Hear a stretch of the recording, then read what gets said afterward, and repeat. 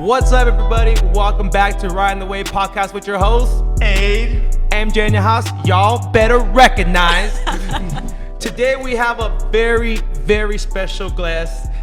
We got Dr. G from Cal State LA, a professor of 15 years in the teaching industry, and she is a cognitive science professor? That's right. I said it right. Yeah, Yes. Points. I got it. Okay. Practice makes perfect. Well, Dr. G, introduce yourself to the audience. Give them a brief introduction of who you are.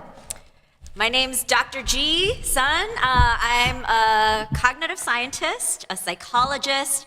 I also do research. I write books. I'm an author of a statistics book that it is like right now being read by students who are probably dreading their statistics homework. It's used by over 50 colleges, 60 high schools. I've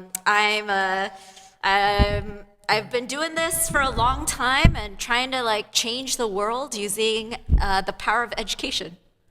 Awesome. Well, first I got to give you a compliment on your name, Dr. G. Son. That's awesome. That is G. That is straight up G. I'll never forget G. Son. Props to my Korean parents. Oh, that's okay. That's what I was going to ask you. Where are you from? Yeah. My parents never knew that right around junior high, ain't nothing but a G thing would come out, and all of a sudden my name would blow up. Oh man. Beautiful. We just want to say thank you. Yes, thank you we so much for appreciate you. taking the time. I know we have an hour with you, so we gotta dive right into this. And I'm really honored to be here on Riding the Wave. Thank you. All right, so let's start off. So where's your background? Where'd you grow up? Brothers and sisters, relationship with family? I'm an only child, but now I'm a mom of 2 kids. My husband's a pastor, and my parents and I immigrated. So I remember what it was like to become an American. I had a moment where my parents got naturalized. They were from South Korea. They left everything to come here.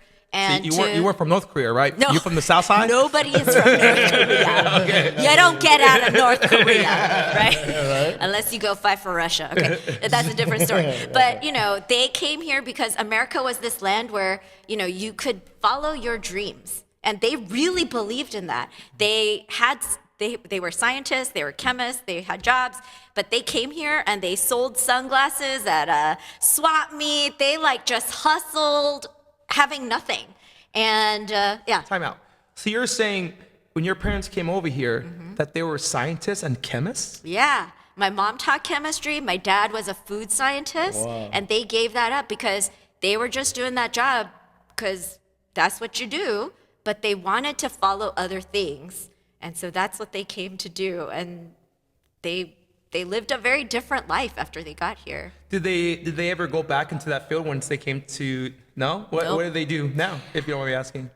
My dad passed away, but for a long time, and he worked at the United States Postal Service for a long time. That wasn't necessarily his passion, but he wanted to do all these other things. He got his master's in divinity when he was here. He just wanted to do other things, and he felt kind of tied down, and he got to do that in the United States. My mom eventually went on to do artistic hand beading, and so, Michael Jackson's gloves? Yes. The person who put the beads on that? Yes. She did it. She's She made did it. some of those. Really? Wow. Literally. I Wow. remember seeing the patterns of the gloves at my house when I was a kid, and she would be doing it, right? So she did that kind of work, but my mom, she designed clothes, she did all kinds of weird stuff, and they just were able to follow their dreams, which wasn't necessarily just have a nice life, have a nice house, just keep your head down and do stuff. They wanted to do things. And here, America gave them the opportunity. That's awesome. All right. Did you have an opportunity to put on one of those gloves? No, I was. No, you didn't run through the moonwalk? Come on, Dr. I was G, just son. a 7-year-old kid or whatever, and I was like, "Who's Michael Jackson?" What? 7 years old. Okay. Remember, I grew up in a house where there was no American pop culture because my parents were old Korean people. They were still watching Korean shows, but now K-pop is a thing. Yeah, Korean yeah, dramas yeah. are a thing. That was not the case when I was Your growing people up. moving on up. Exactly. My people. My time. If you think about it, Korea's a crazy country because it's this tiny, tiny country in the middle of Russia, China, and Japan. It is a goddamn miracle that they even survived as a nation. And that tells you the strength of Korean like pride and culture. That's awesome. I definitely. love it. I love it. So where'd you go to school? I went to school, I grew up in the United States and went to school largely in LA. I grew up right around, like, you know where LACC is, like community college, like that Hollywood area. Yes. And then went to Burbank High, went to UCLA for undergrad where I met my husband. Okay. Oh, Okay. Yeah. There it is. Okay. You know? I like her. We're going to start the A clap, you know? Trojan over here. Yeah. That's And then cool. I went to Indiana University for my PhD. Oh, okay. So how long did it take you to complete all of your education? You know, I was one of those people, I just went straight. I went You straight. took no breaks? I took no breaks because I was doing what my parents taught me to do, which was like follow my curiosity and interest. And there was an opportunity for me to go to grad school. And I thought, you know what? Why don't I just do it? They gave me a scholarship, you know, you go and you don't lose anything. You essentially have this like very, very low paid job to be a grad student. And so I was like, all right, I'll do it. And who knows, if I don't like it, I'll just quit. Right. That was my attitude. No, exactly. But that's the attitude I think a lot of people should have, right? Like they go into it, you try it out, if it doesn't work, that's fine. Yeah. But then people get stuck. Yeah. Or go ahead. Or do you think it's like fear of not knowing what's after that? You know, to have a career for so long and then give that up to pretty much going to the unknown. That's right. Like people get kind of like invested and they're like, oh, I've put so much into this. I can't quit now while I'm ahead, right? What if I like lose out on all this investment? And also, it's because people don't want to start all over. You hear it all the time. I don't want to have to start all over again. And in grad school, I had real failures, you know, because one of the things you do in grad school is you conduct experiments, and my experiments didn't work. And then you really question yourself as a scientist, being like, do I know anything about anything, you know? And so I really questioned whether I belonged there. So did your parents have any regrets when they gave up their profession to come here and then change it up and do things differently?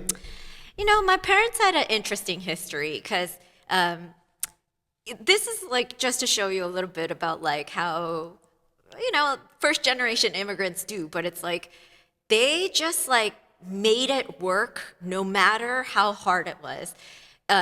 Family difficulties, economic difficulties, whatever, they just made it work and they don't look back. They're not people who are like, oh, like, did I do the right thing? Like, they're just like, okay, this is what we got. What are you going to make of it? And do you think that's why immigrants prosper more in the United States compared to people who who are already born here because of the mentality?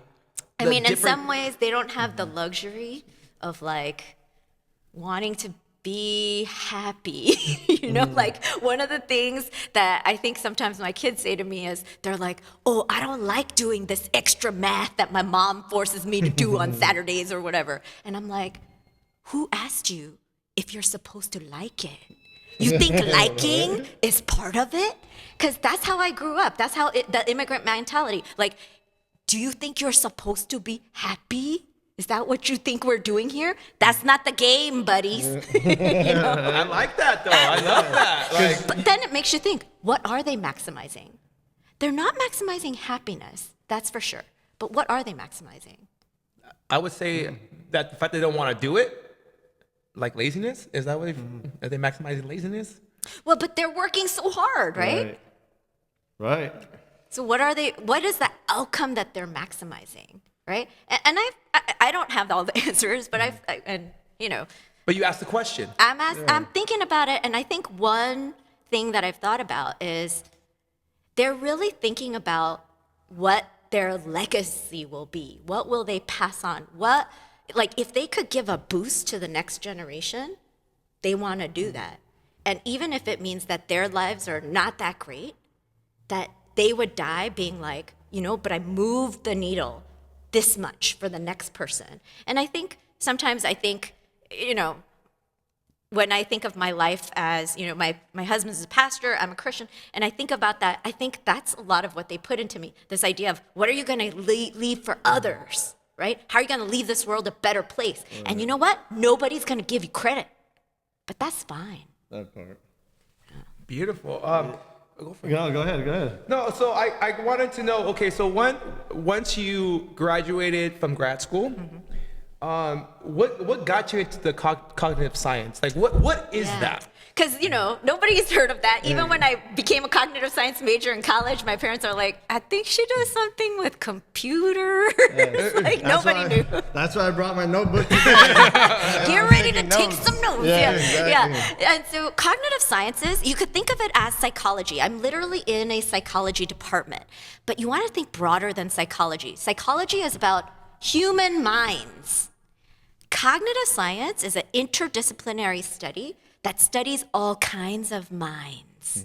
It's not just human minds, we study human cognition, but we also study the minds of things that make decisions and think, but they're not an organism. For example, an ant colony will make decisions. A country makes decisions. Decision making is cognition, that's thinking. But it's like, how does an ant colony think? Because the ant is not thinking. The ant is doing something dumb. Termites do something dumb. Each individual termite is dumb, but termites build these amazing structures. How do they build that, right? And that's what cognitive science is about. And that's why for a long time I've been very interested in AI type stuff, because cognitive scientists also study AI. What is the quality of thinking from AI? Yeah, I was watching an episode of Joe Rogan, and they had these creators who developed the Facebook and all of that. And what they were doing is they were trying to using AI where they could actually speak to speak to whales or orcas. Yeah. You heard of that, right? Yeah. Okay. Yeah. Okay. What is that? What is that called? Yeah, that's AI. I mean, that's these giant machine learning models, which is like, usually for humans, you have to kind of have an idea and then go track it down, right? Right. AI cognition is very different. The general idea is you just throw a bunch of data at it, and it will extract some pattern from nothing, right? Nada. Right. And that's the basic idea of AI. Now, we use a shit ton of math to do that. Right. Right? And so much math that humans can't do it, that only computers can do it, And so that's one of the things that we're interested in. That's why as cognitive scientists, I'm very interested in what is the quality of thinking from AI like that's different from human thinking? And how is human thinking changing over time? And how is AI going to change over time? Yeah. And your thoughts about that? Oh, I have so many thoughts. Oh, man. So many thoughts. Do we want to go there? Open up that can of whoop ass? I think we should put a time out. Yeah. All right. You said you were a professor at Cal State LA. Why is it so important for you to why was it so important for you to become an educator?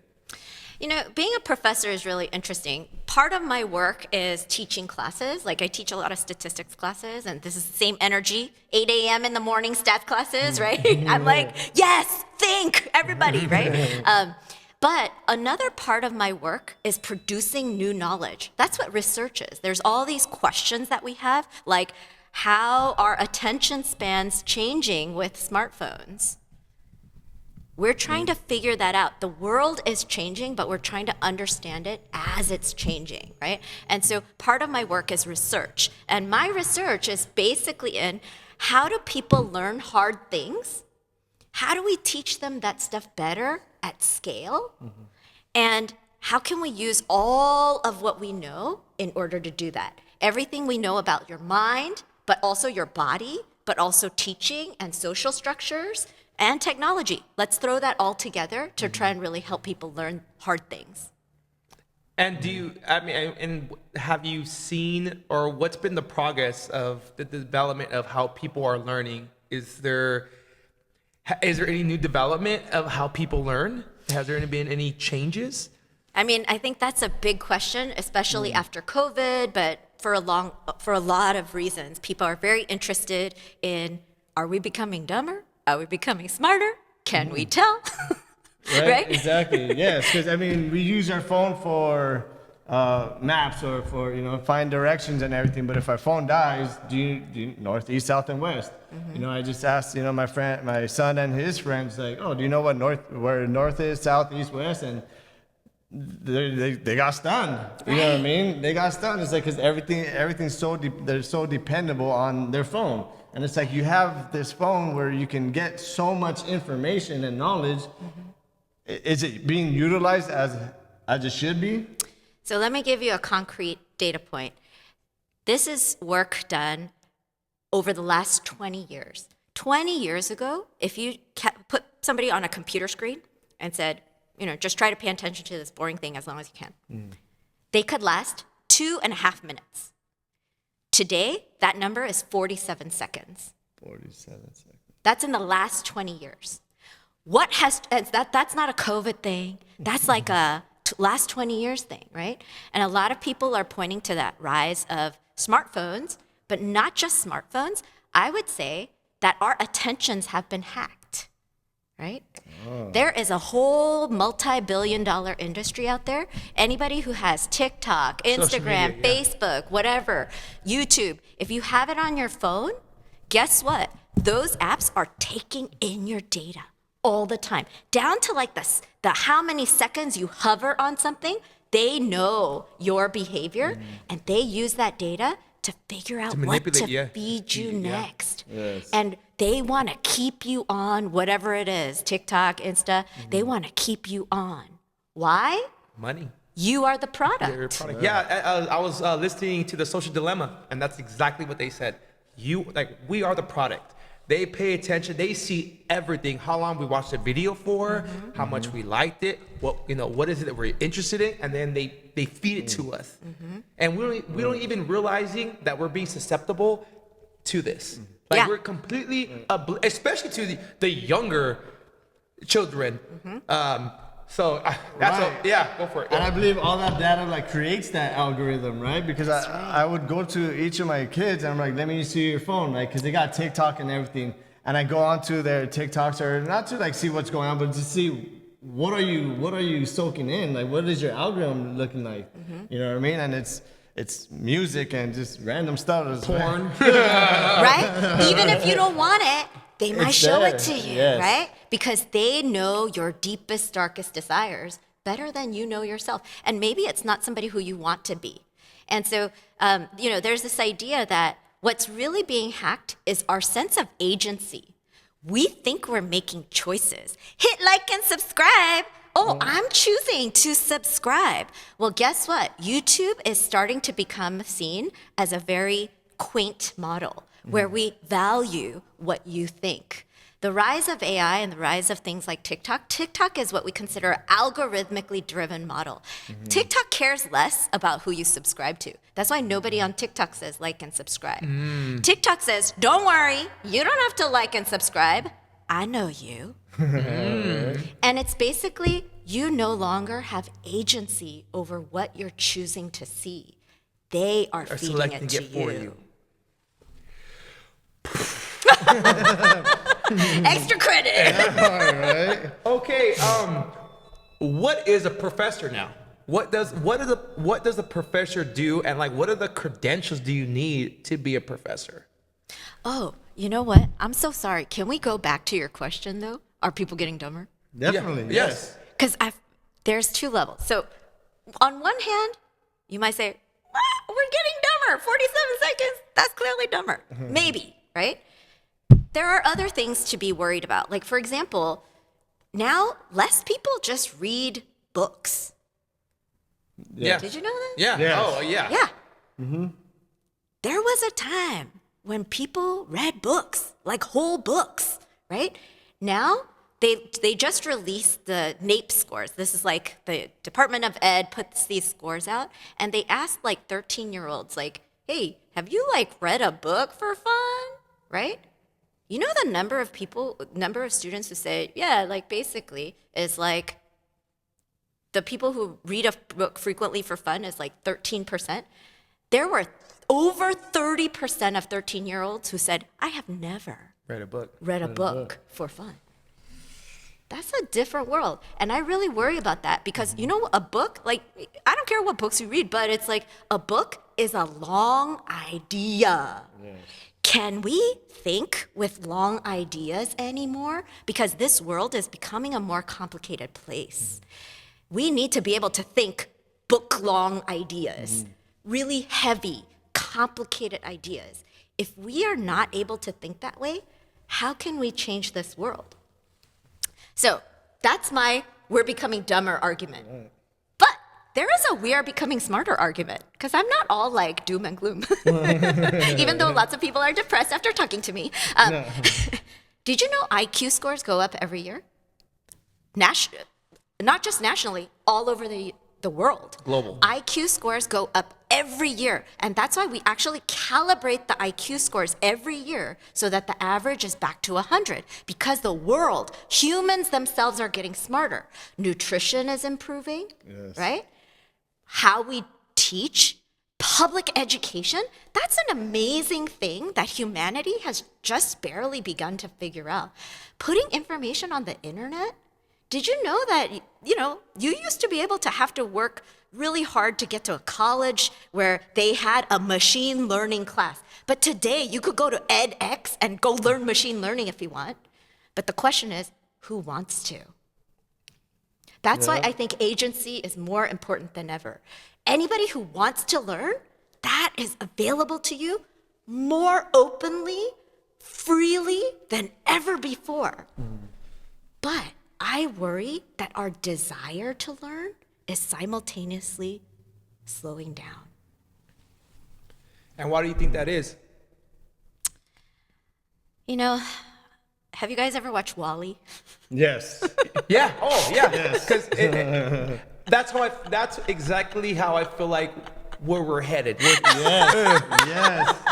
I already know what you're talking about. I want a milkshake. Where AI is gonna just do everything for us, and we don't have to do anything. Nothing. You and my 10-year-old son, shout out to my 10-year-old, you know, he looked at WALL-E and he's like, oh yeah, that's America. Like these people sitting in chairs, watching, and then getting commercials for stuff and being like, I want it, I got it, I order it, it's fast, it's easy, right? Like that's the world, right? And you know what? That world, that's capitalism driving us towards that world. And I think, you know, opportunities like this podcast, like getting out there to just talk to regular people, that's what I'm interested in, because I want us to all stop and have a moment to think. Yes. Do we want to drive there? Because right now we still have a choice. Yes. We may not in a certain point of time where we might give up all of our agency to the AI overlords, but we're not there yet. Right now we should be having those conversations. Yeah. Especially when it comes to when these young students are transitioning to the world, well, once they finish graduate, and it comes with the parents too. A lot of it comes. It starts with me, Michael Jackson, right? There you go. It starts with the man in the mirror. It really does start with us and not paying attention to what our kids are doing, what they're being involved in, what they're watching. Because it is holding us back. I feel like especially a lot of young women are more worried about their looks, right, than about their minds. And the clicks. And the clicks. And the likes. Yes. And I feel like women are more susceptible to this as far as the social media than the young boys. I think they're susceptible in different ways. Yeah, I think men are more susceptible to the girls on the social media, looking at what they can't have. But I feel like, you know, the thing I worry about is like the transfer to the real world, right? Marriage is going down. There are more men, young men, 25 to 34, who live with their parents than live with a partner for the first time in generations. That didn't used to be the case. For women, it's still not true, for whatever reason, right? And so I really recommend this book called The Anxious Generation. It's by Jonathan Haidt. It just came out. But he's talking about things like, there's a concept in Japan called hikikomori, where there are these essentially male recluses. They sit in their homes, they're playing games, watching porn, and they're not really motivated to go out there and get jobs and do all this stuff. Because think about it, going up to a girl and talking to her, that's risky. That could lead to rejection. That's hard. Sometimes you have to talk to people that you don't really like. Sometimes they say things that are boring. It's not perfectly tailored to your tastes. That's real human interaction, right? And they're choosing to opt out. And I think that's also a danger to consider. Right. So it's not just, cost of living, like the 25 to 30-year-old people, men that are living with their parents. It's not just because the cost of living is high. It's also like you're not putting in any of the work, so you're not going to get any of that in return, any success, education. Because you did hit the nail on the head when you're saying, like, it all depends on what you eat, what you're reading, what you're consuming. I started reading a lot more books and eating a lot better, and my days have been so much better. And my thirst for educating myself has grown a lot more. Your mind is back in your control. Yes. You're not just being hacked. Yes. I'm regaining control. That's right. Yeah. Okay, so I guess we'll follow back to now, what is a professor? Yes. What is a professor? Yeah. Professors are interesting because a lot of times people see what I do every day, and I'm teaching a lot. And so that's what they think I do. But that's really only half my job. But the reason that I have that job is because I am at the cutting edge of figuring out the world, figuring out new kinds of statistics, new kinds of ways of teaching statistics, new things about human cognition and cognition more broadly, right? We're at those cutting edges, and we teach college students because the idea is the world is changing fast. The world is always changing.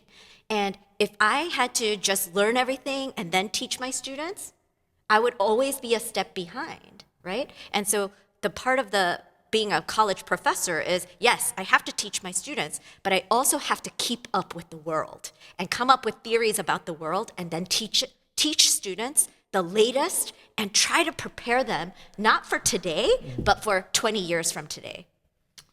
Right. Oh, wow. Go ahead.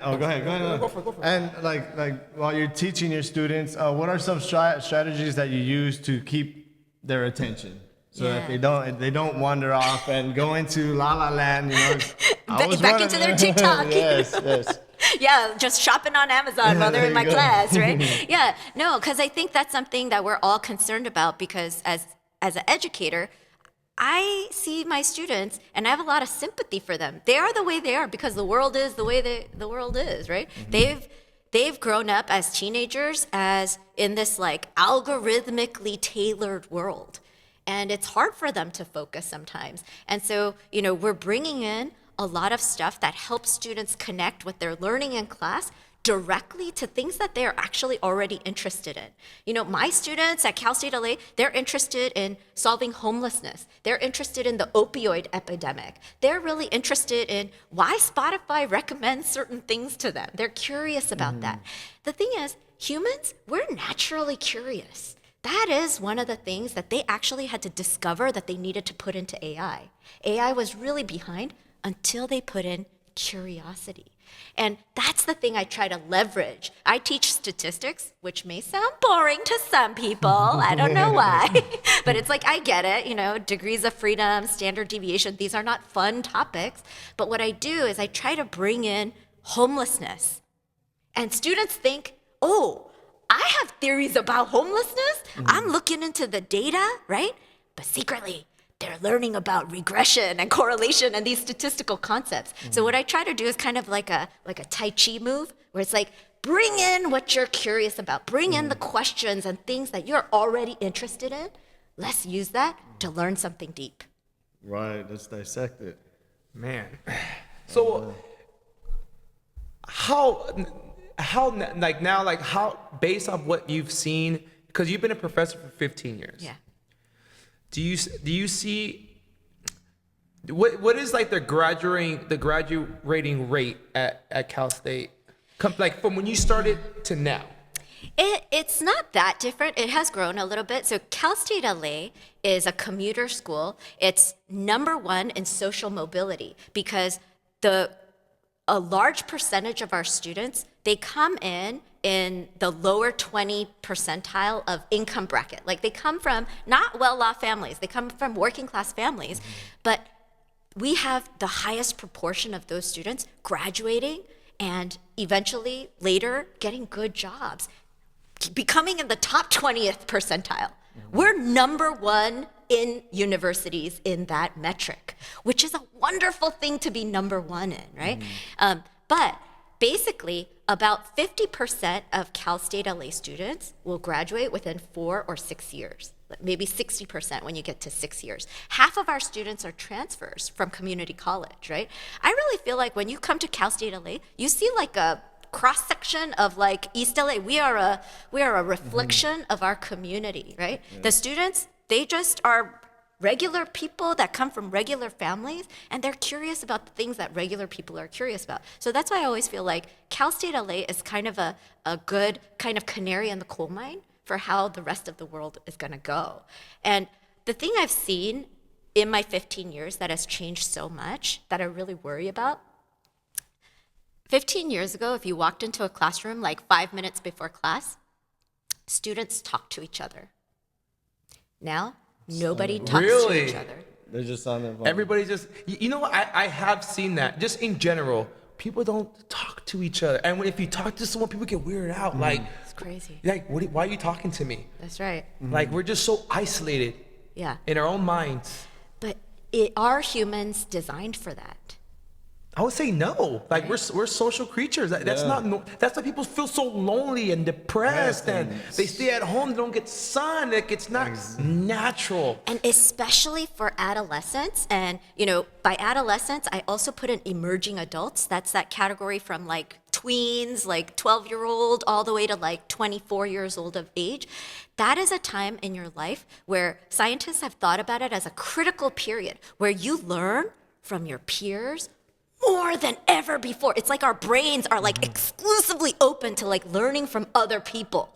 And that's the time when people are getting sucked into this. Yes, being right? distracted. And that really worries me because you know what? Humans are things that you have to learn to deal with.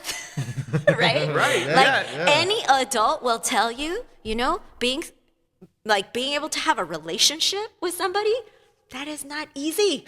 No, it's not. Don't believe what you see on Instagram, right? Right. It takes hard work. Yes. How do you learn to deal with people? How do you learn to negotiate with people? How do you learn to hang out with people who you kind of disagree with, but it's okay.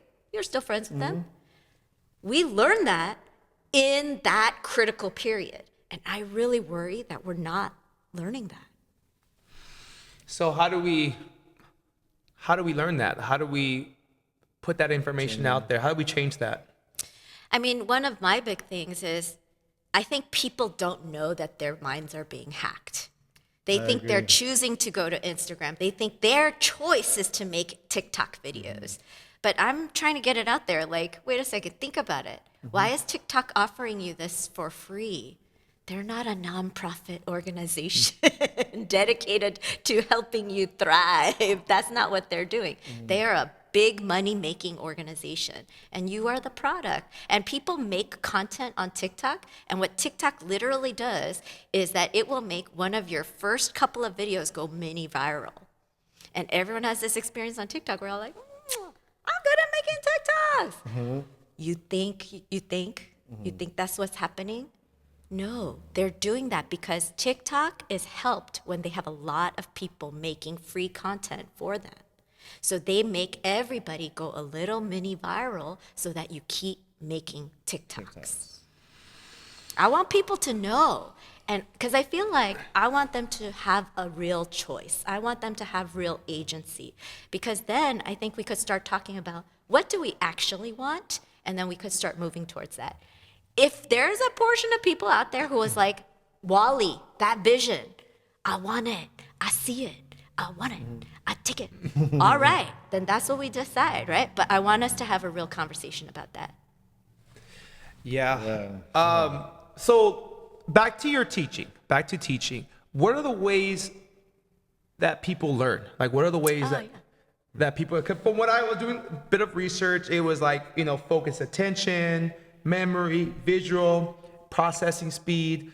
Because like, okay, for our job, for instance, it's like we do, you read it, right? You read what you're doing, then you perform it, right? They show you how to do it, and then you perform it. And that's how we learn at our job, right? But that's usually not the case for everybody. Everybody learns differently. Sometimes reading it, me showing you, and then doing it, you still don't get it. Yeah. So what's the next step? What are other ways that people learn? So all the things you mentioned, you want to think about it as like ingredients in like a meal, right? Cognition, your end result of learning is like the product. It's the meal at the end. But what goes into that product? So many things. It's attention, it's memory, it's your body, it's all your past experiences, it's your social learning, it's your incentives, it's what you want, it's what you feel, it's all of the things all put together. And what we think of is that learning is a complex system, right? And all of these things have to work in concert in order to help you learn things. Now, the thing that I specialize in is learning hard things. Because memorizing like lists of words, I don't study that, because you know what?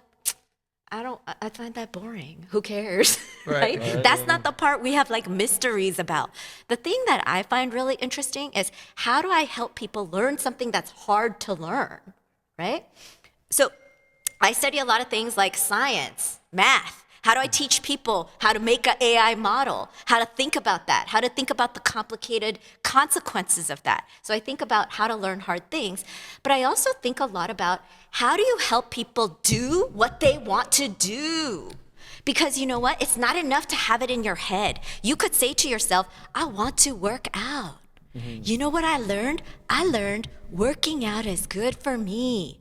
Does that mean you work out? That's a different question. We know certain we know things are bad for us, but we still choose. However, Right? So that's what we call application, transfer. And some of us, I'm also very interested in how come we learn something in one situation, but when it comes to a very similar circumstance in a different situation, we act like dummies. We act like we don't know. We act like we never learned that lesson, right? Like maybe at work, you know how to solve problems in a calm way. And then maybe I get home to my kids and I yell at them, right? How come I'm not transferring these things that I obviously know how to do in these other settings, right? How come I'm good at something in setting one, but in this other setting, I act like I've never done it before? So those are the 3 levels of learning that I think about a lot. And I write a lot of books and theories on how that stuff works. right. So you're not only a professor at school, but a professor at home. You're a professor at home.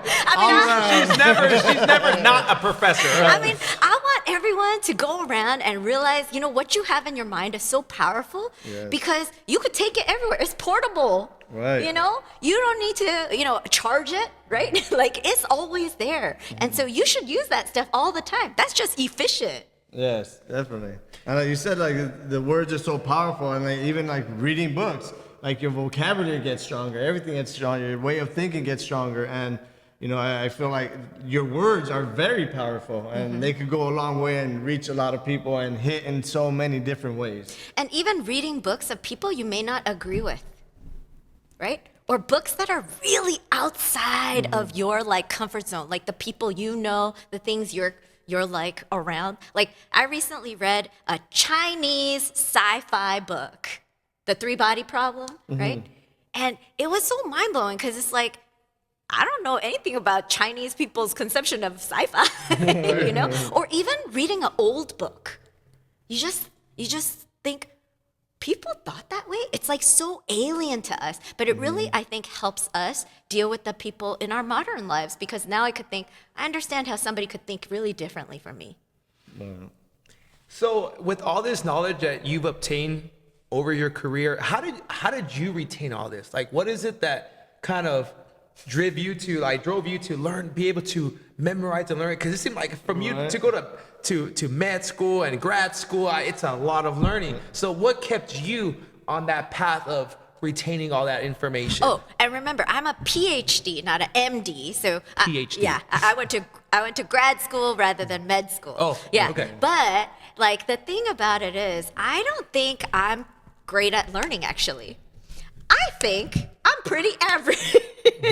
You know, and in particular, I'm bad at memorizing, and I'm lazy.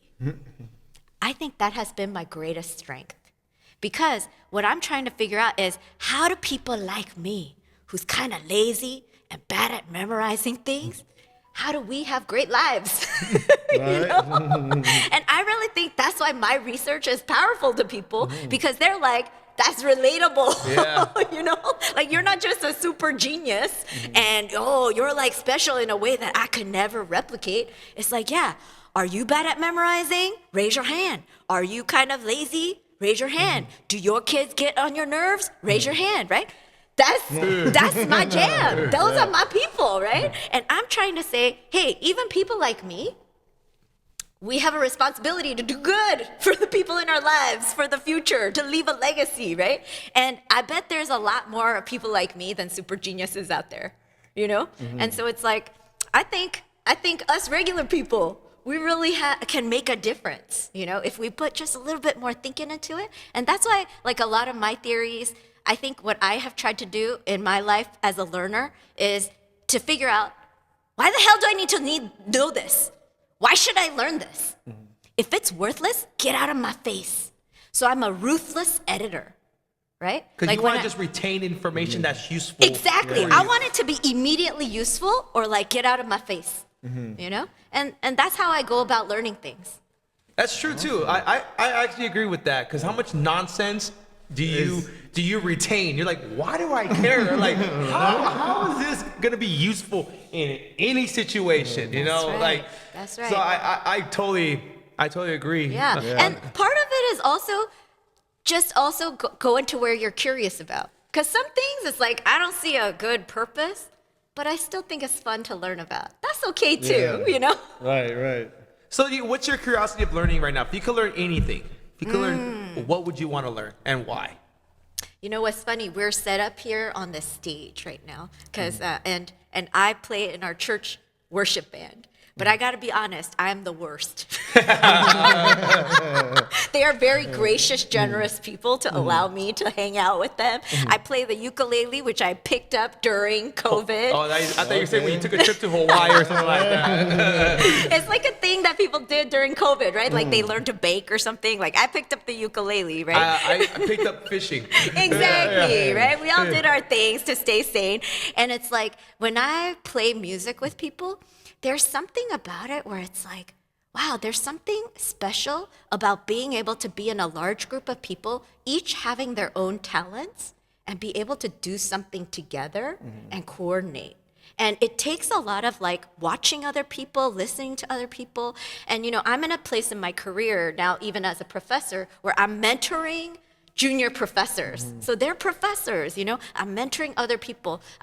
I'm in charge of employees in my big project, right? And so I'm now trying to see and learn things about how to help people bring their voices or instruments or skills to the maximum power, and how do we help this system coordinate, you know, and make some beautiful noise. So you're saying that you want to play in a band and learn music?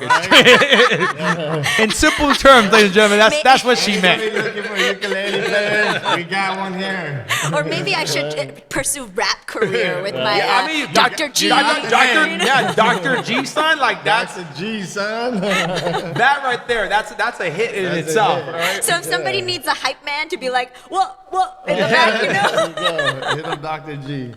All right. So how beneficial is it for people to be surrounded by other like-minded people.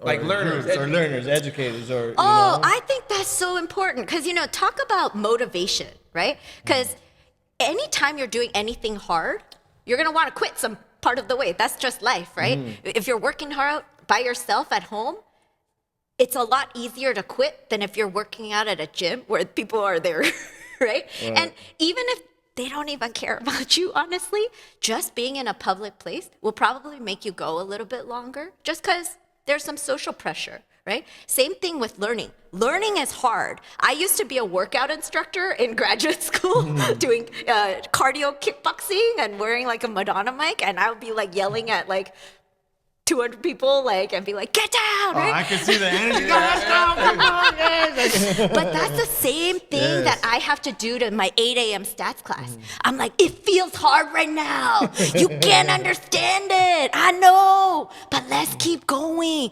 because unraveling this is going to help us understand something about plastics in the ocean, about homelessness, about whatever we're interested in, Man, I need. Where were you? Like when I was in school, see, and that's what I feel like that's as a society, that's what we need. Yes. We need teachers to engage, to not give up, to not calm down. To make a connection. Yeah, they see a kid acting out. Oh, he's just disrupting. No, maybe he's just having some issues at home. Yeah. Or maybe he's just not having a good day. Maybe he's not being loved. But it's let's really Let's honestly figure think it out. about it. Yeah. But we just he just held back, or he just we just move on. Because he was already behind. Yeah, he's already behind. It sucks. It sucks that there's not a lot of professors, teachers out there with that same passion. And I get it. I can imagine being a teacher in elementary school or public school. Probably don't make a lot of money. It's less motivational to want to wake up every day and have that energy and have that passion. So how do you change that? I mean, I talk to a lot of teachers, and we do a lot of training with teachers. Based off that, what's their take on it? I think sometimes when you see it from their point of view, they're inundated day in and day out to have this year after year, the same problems and sometimes worse, right? Because, the social media stuff, that's getting worse, right? And so for teachers, they feel like, man, I'm trying to push back an ocean, but the waves keep coming. And so I think sometimes teachers feel like, I can't keep just doing this or the waves will just crash over me. And so one of the things that I'm really interested in doing, and I love that you guys like this way of teaching statistics, because we're definitely trying to change how people are thinking about teaching math, teaching statistics. I was just dropping some things with people. I'm like, do you remember the quadratic formula from high school math? And people were like, oh my God, please do not say those words. But it's like, what if I told you there's actually a link between that quadratic formula and all this AI stuff that you're hearing about in the news, right? We're not teaching people that, and a lot of people don't know how to connect all those pieces. One of the things that I'm trying to do in my research projects right now is bringing in that connection into math classes so that students could immediately make the connection. And it's not all the way, because it takes a long time to learn this stuff. It's teaching hard things. But can they actually make the connection between the thing that they're trying to learn now and that eventually it really does lead to real things that they want to change about the world? So what you're saying is that teachers We're trying. They're trying. Yeah. I can tell you right now, I would have perfect attendance in your class. You know what I mean? Definitely, I love the energy, love all the information. That's right. I know we got to wrap it up in like 10 minutes, but I want to highlight one important topic. Yes. Bill Gates. All right. So she was mentioning to us prior off camera that she had to do a 5-minute pitch to Bill Gates. About education. About education. And math education. Yeah. So I'm going to step back. You take the floor, and the floor is yours. I mean, I gotta tell you guys, I'm honored to be here, but it's like I'm actually a nobody from nowhere. You know, like people don't even know that Cal State LA exists sometimes, you know, in the rest of the Cal States. They're like, oh yeah, that's a Cal State. And so, but I got this phone call one day being like, we would like to invite 5 math experts, math education experts, to talk to Bill Gates and pitch him on how to change math education. And you're one of them. And I'm like, hey, is this a scam? Am I being punked? That's funny. I should cut your But I was like, what? And they flew me up to Seattle, and I had a chance to make a 5-minute pitch. How did that make you feel? Real quick. How did it make you feel to be, like, honestly? Well, first of all, I was like, these people need a better vetting process. If I'm the best that they got. I'm like, did you do your research? But I'm one of those people, I'm like, I'm gonna shoot my shot. I don't care how I got in here. I don't know how I got lucky, but I got 5 minutes of Bill Gates. I gotta make it happen. And then I really had to think, if I had to change math education and putting into thinking everything that I know, all the stuff that I've been doing, all that I've seen at Cal State LA, in my neighborhood, in my backyard, I want to put all of that into a thing. What would I say to Bill Gates? And then I crafted a 5-minute pitch, and I did it for anybody who would listen, for my kids, for my students, for church people, for my book club, for my friends. I did it over text. I was doing it everywhere. I could do it like probably now. I won't, but but I'll tell you my opening line. Here's what I said. Math classes kill curiosity. We say to students, whatever you were interested in when you walked in through that door, you better leave it at that door, because I don't give a shit about it here. I didn't say shit, but you know, that was the vibe, right? Because I'm like, that's a waste. That is a waste. And so that's the thing I pitched Bill Gates on. I was like, look, if you want to transform math education, you show students, because it's true, that quadratic equation stuff, that is useful. It's important. Not the way we teach it right now. And what were you saying? What was the... My project, yeah. And so the Bill and Melinda Gates Foundation gave us a multi-million-dollar grant to spread our way of teaching statistics and data science, and we call it Course Kata. They gave us money to spread that to more high schools and colleges. And really, you know how I rattled off some numbers? Oh, we're at a bunch of colleges and high schools. Well, it really was due to their funding that we were able to do that and provide that kind of training for teachers. Because a lot of teachers, they were like, I don't really know how this math is connected to data science and AI and all these fancy things you're talking about. I don't know how to make this stuff relevant to my students. And so we train teachers, we work with them, and then we also look at the data to see, is our theory of change right? Is it important to change students' beliefs about how math is really relevant? Is that a lever to change their experience in math class? And so that's what we're doing research on. That's what I spend like all my days and nights thinking about. And what was Bill Gates' curiosity? Yeah. Like, why did he care about kids and math, and why did he care? Yeah, you know, Bill Gates is an interesting guy. Like, I read up on him, you know, you do your homework before you go talk to Bill Gates. And it's like, he's an interesting guy. And a lot of people said he's kind of like awkward in person. But, and that was also true too. Like, when we were all sitting there, we're all kind of nervous. When Bill Gates walked in, he sits down and he just says, go. You know what that reminds me of? The scene from Transformers 2, when Wicky's going for a job interview, the guy walks in, he's like, go. Exactly. That was exactly the vibe, right? But I think Bill Gates, he's a curious guy. He's an inherently curious guy. He's interested in these problems in the world and wants to solve hard problems, right? And so he wanted people not to be in there to be yes men, to be like, yes, Bill Gates, oh, that's such a good idea. He wanted us to be there and fight him and challenge him, right? And so he and I got into this thing about like the role of calculus in high school, and he was like, man, there aren't schools out there that don't teach calculus to their students. And I was like about to flip the table and be like, what the, you know, like, what are you talking about, man?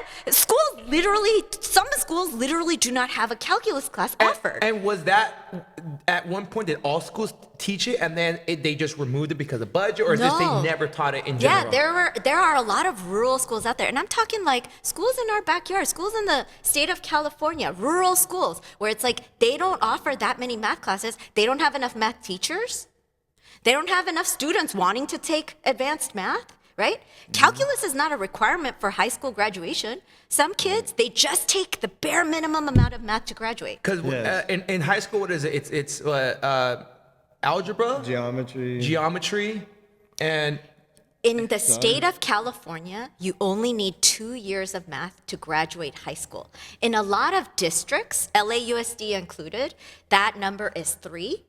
And in order to go and apply to California public school like Cal State or UC, you need 3 at minimum, but the vast majority of applicants take 4. 90-something, not like 96, 97% take 4 math classes. So definitely there are students out there, but it's like, who's choosing to learn more? Yes. Right? And so that's what Bill Gates was interested in. And it was actually super fun to argue with him and talk to him. Because, you know, he respected us. We definitely respected him because he's like Bill Gates, right? You know? And so it was just fun to like duke it out, like minds bashing against minds and really trying to figure out like, what is the best thing we could do for students and teachers? And why weren't you intimidated by him? I know you're a little nervous, but what made you like, and I'm a guess because you're just so passionate about what it is that your belief, right? Like, it's like, no, you're wrong. Respectfully, you're wrong. You're wrong. Bill Gates is wrong again. Why don't you sit down? You know? No. Like, I think part of it is just my personality. I am me. You know, I love it. It's amazing. The dummy, the bad at memorizing kid that I am. That's just me in every context, right? But I'm also somebody who cares about my legacy, right? So it's like I've been looking at a lot of things, and I love finding out when I'm wrong. That's why I do research, actually. You know, I was telling you guys about like some of my failures in graduate school. I did these experiments and studies and they didn't work. You know why? Because I was wrong, you know? But I loved finding out that I was wrong because that's what really helped me figure out what was right. Because you can't figure out what's right until you do like a bunch of things that are wrong. So I was really speaking to him from a deep, deep base of experience where I've been right, I've been wrong, I've been, you know, in community with other people who have also been their own special, unique combination of right and wrong and learning from them. And so I think part of it was that. I did have a moment though where I was very nervous, and I don't get nervous. I've spoken to like 500 people keynote, like I'm like, you know, but like I remember I was super nervous, and so I went to the bathroom right before Bill Gates came in. And I prayed. And I said, okay. I'm like literally in the stall. And I'm like, you know, and I'm like, okay, wait. Oh, God, you are God. And you know what? Bill Gates is not God. Compared to God, me and Bill Gates, we're like the same. Great perspective. That perspective gave me, you know, a different sort of unique take on the thing. You know, I don't know if anybody else in there was Christian or if anybody else was as nervous as me, but it's like when I went in there, I was kind of like, who cares, right? Like, we're just people. Our lives are like that. And you know what? And I'm a true believer in that. Right? We're just, and I get it. Some people, they're more successful, they have better credentials, and so. But at the end of the day, we're all just people. And you know what? It's 5 minutes. I bet Bill Gates doesn't even remember. Of course, this is a story I'm going to tell for the rest of my life. Was this meeting broadcasted or filmed or anything? It wasn't? Oh, yeah. That would have been something great to see, definitely. No, but it was a real honor, and, you know, just to be in that room and to, you know, like, it really felt like, you know that song from Hamilton, This is a Room Where It Happens? Like, it really felt like that. I felt so honored to be there. Okay. Yeah. Well, you know what? I know you got to get going. We don't want to take too much of your time. Thank you so much. Yes, this is very enlightening. I don't think we had enough. We need more time with you. We'll get into it another serious. episode. We're gonna get the G back. Yeah, Dr. we're gonna G, get you some back. Yeah. And I don't know if people leave comments, but if there's something we talked about that people were extra interested in, like I feel like we just skimmed the surface on like so many things. If your listeners are interested in something, I'd love to delve into it more with you guys. Yes, definitely, listeners. Please comment any questions you may have. And if people had any questions for you at a maybe personal level, they just kind of want to get answers to it. Where can they find you at? I'm on Twitter. I'm on Instagram.